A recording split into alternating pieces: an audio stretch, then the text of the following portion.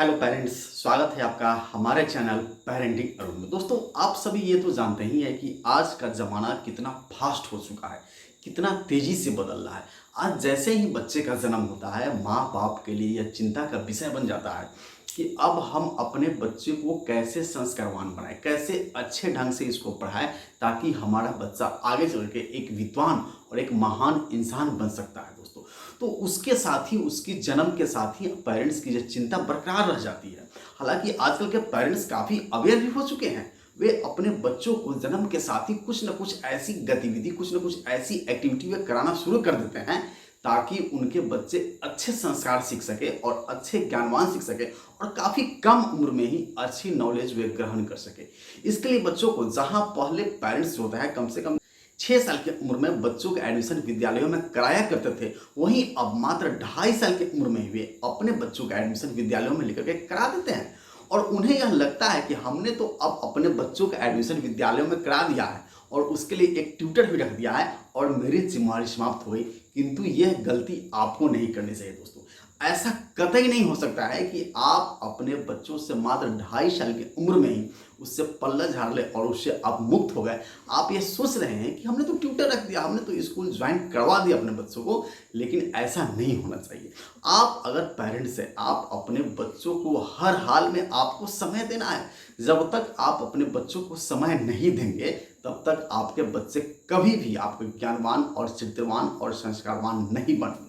दोस्तों, आप यह ध्यान रखिए कि इस परिस्थिति में पेरेंट्स के लिए सबसे बड़ी चिंता का विषय यही होता है कि आखिर हम बच्चों को पढ़ाएं तो पढ़ाएं कैसे, क्योंकि उन्हें बड़े बच्चों को पढ़ाना तो आता है, हर कोई एकेडमिक शिक्षा तो दे सकता है, किंतु जब बच्चा काफ़ी छोटा हो तो उस बच्चे को शिक्षा देना एक पेरेंट्स के लिए काफ़ी टफ हो जाता है। और ख़ास करके वैसे पेरेंट्स जो पहली बार पेरेंट्स बने हैं, उनके लिए तो यह चिंता का विषय सबसे बड़ा बन जाता है कि हम अपने बच्चे को किस तरह से पढ़ाएं, अपने बच्चे को कैसे पढ़ाएं।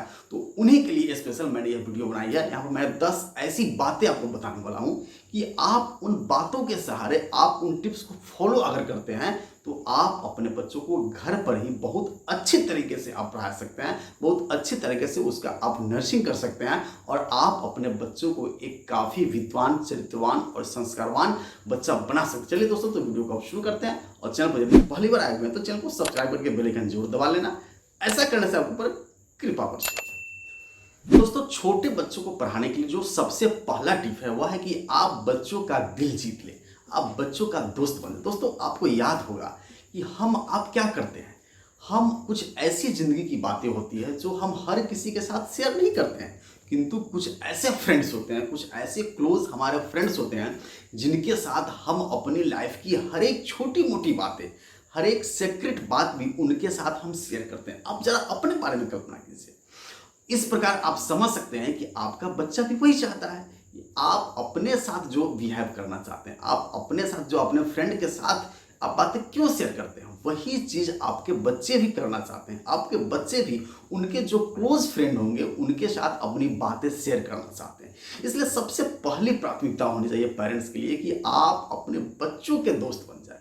आपको अपने बच्चों के लिए ऐसा बिहेव करना है कि उन्हें लगे कि वाह, ये मेरे माता पिता नहीं है, ये तो हमारे दोस्त है, ये तो हमारे दिल के बात को जानते हैं, हमारे दिल की बातों को आप सुनते हैं और उनके साथ बैठे, उनके साथ खेले, उनके साथ आप हर बात करें, उनके साथ हर चीज़ करें, हर गतिविधि करें। यहाँ तक कि सारी गतिविधि अगर पॉसिबल आपके लिए है तो आप अपने बच्चों के साथ इन्वॉल्व होकर के करें और आपका बच्चा आपको दोस्त बना लेगा। और उस परिस्थिति में बच्चा हर बात आपके साथ शेयर करेगा, वह कतई भी आपसे झूठ नहीं बोलेगा, आपसे दूर नहीं जाएगा। और आप अपने बच्चों को जो चीज़ भी समझाएंगे, जो चीज़ भी बताएंगे, जो अनुशासन आप अपने बच्चों को सिखाएंगे, वे सारी चीज़ें आपके बच्चे आपको हूबहू करना शुरू कर देंगे। दोस्तों, सेकेंड टिप है दोस्तों आपको लिए कि आपको अपने बच्चों की पढ़ाई की शुरुआत जो है वह खेल से होनी चाहिए, क्योंकि बच्चों के लिए खेल सबसे ज़्यादा प्रिय होता है, सबसे ज़्यादा पसंद होता है।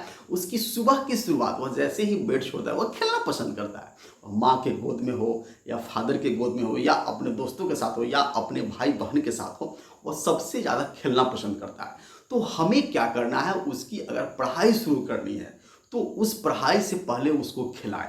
खास करके वैसे परिस्थिति में जब जिस सब्जेक्ट की, जिस विषय की या जिस टॉपिक की हम बात करने उसके साथ जा रहे हैं, उस टॉपिक को शुरू करने से पहले उसे खेल के बारे में बताएं, उस टॉपिक से रिलेटेड खिलाए। तीसरा है दोस्तों कि बच्चों का कमरा या कक्षा को काफ़ी आकर्षित बनाएं। आप बच्चों को जहाँ पर पढ़ाते हैं या फिर जिस कक्ष में वह पढ़ता है या जिस कक्ष में वह रहता है, उस कक्ष को, उस कक्षा को, उस रूम को, उस जगह को काफ़ी अच्छे से आप सजाने का प्रयास करें। खास करके बच्चों के पढ़ाई से रिलेटेड चीज़ें उसके कक्ष में सजा हुआ होना चाहिए। वह जैसे ही सुबह उठे या किसी भी समय वह अपने कक्ष में जाए, अपने रूम में वह प्रवेश करे, तो उसे वह आकर्षित दिखाई दे, वह उससे बाहर निकलना नहीं पसंद करे, बशर्ते बार बार उस कक्ष में जाना पसंद करें। और वहाँ चीज़ें जो चारों तरफ जो दीवारें पर उसके टंगी हुई है, चार्ट बोर्ड, उसके कार्ड बोर्ड लगा हुआ है, जैसे काउंटिंग्स की कार्ड बोर्ड, टेबल की कार्ड बोर्ड, जानवरों के नाम, फलों के, फूलों के, सब्जियों के नाम, ये सारी चीज़ें उसके अगर बेडरूम में या उसके क्लासरूम में अगर लगे हुए हो, तो आपके बच्चे ज़्यादा आकर्षित होंगे पढ़ाई के प्रति, क्योंकि उन चीज़ों को देख देख कर वह खेलेगा भी और खेलते खेलते उन चीज़ों को वह सीखने का भी प्रयास करेगा। तो निश्चित रूप से उसके रूम को आप काफ़ी आकर्षित बनाने का प्रयास करें। नेक्स्ट है कि बच्चों को आप विभिन्न प्रकार की आप गतिविधियां आप जरूर करें। दोस्तों, हमें अच्छी तरह से याद है कि जब हम छोटे थे तो हमें पढ़ करके कोई भी चीज़ को समझने में काफ़ी परेशानी हुआ करती थी, लेकिन उसी टॉपिक को अगर हमारे टीचर अगर हमें समझा देते थे, या कोई मित्र या कोई बंधु या कोई गुरुजन हमें उस चीज़ को समझा देते थे या स्टोरी के माध्यम से बताते थे या उस चीज़ को दिखा देते थे, तो हमें वो जल्दी स्मरण हो जाया करती थी। तो इसी तरह से आप अपने बच्चों को भी अगर आप सिर्फ आप उसको कहते हैं याद कर लो या उसको समझा देते हैं, तो हो सकता है वो जल्दी याद नहीं हो, किंतु उस चीज़ को अगर चित्र के माध्यम से वह देख ले, उस चीज़ को अगर वीडियो के माध्यम से देख ले, या उस चीज़ को वह प्रत्यक्ष जा करके अगर वहाँ पर देख ले, तो वह चीज़ उसको जल्दी स्मरण हो जाती है। कहने का मतलब है कि आप अपने बच्चों को जिस भी सब्जेक्ट, जिस विषय, जिस टॉपिक की आप ज्ञान देने जा रहे हैं, उसकी एक गतिविधि आप जरूर अपने बच्चों के साथ कराएं।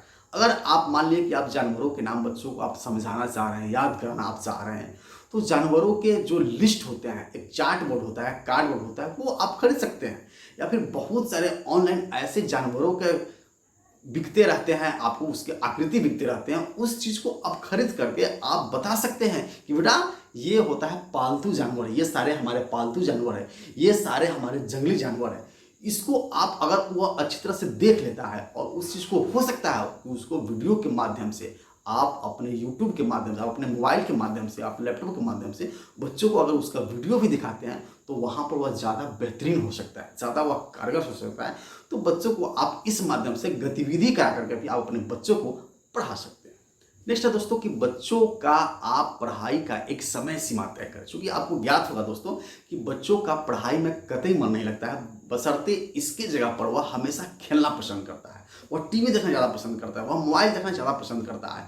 तो आपको अगर पता है कि आपके बच्चे होमवर्क नहीं कर रहे हैं या उन्हें करना अच्छा नहीं लगता है, तो आप अपने बच्चों के लिए एक रूटीन बनाएं। उन्हें आप समझाएं कि बेटा अगर आप अपनी होमवर्क को कंप्लीट कर लेते हैं, तो आपको 1 घंटा आपको टीवी देखने के लिए मिलेगा, और वो भी रिमोट आपके हाथ में होगा।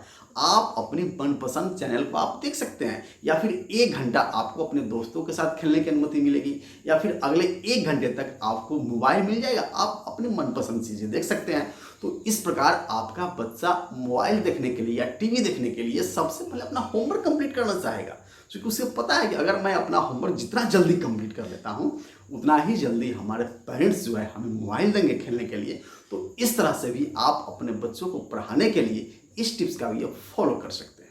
नेक्स्ट है कि आप अपने बच्चों को पढ़ाने के लिए फोटो वाली किताबों का ही इस्तेमाल करें, क्योंकि मार्केट में आजकल के खास करके बच्चों को पढ़ाने के लिए तो लगभग सारी चीज़ें फोटो वाली ही हुआ करती है।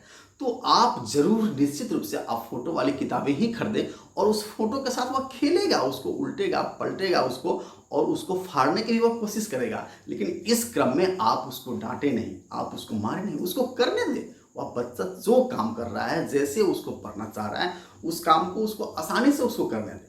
और फोटो से वह देख देख वह हर चीज़ वह सीखना पसंद करेगा, क्योंकि जो चीज़ को वह एक बार देख लेगा फोटो में, उसकी छाप उसके मेमोरी में बैठ जाएगी। जो चीज़ आप बातों से कहते हैं उसको याद नहीं रहता है, किंतु जो चीज़ को वह किताबों के माध्यम से, उस फोटो के माध्यम से अगर देख लेगा, तो वह निश्चित रूप से उस चीज़ को स्मरण कर लेगा। नेक्स्ट है बच्चों की उपलब्धियों की प्रशंसा करें। दोस्तों आपने कई बार देखा होगा कि बच्चे कई बार सही काम करते हैं तो कई बार गलत काम भी करते हैं।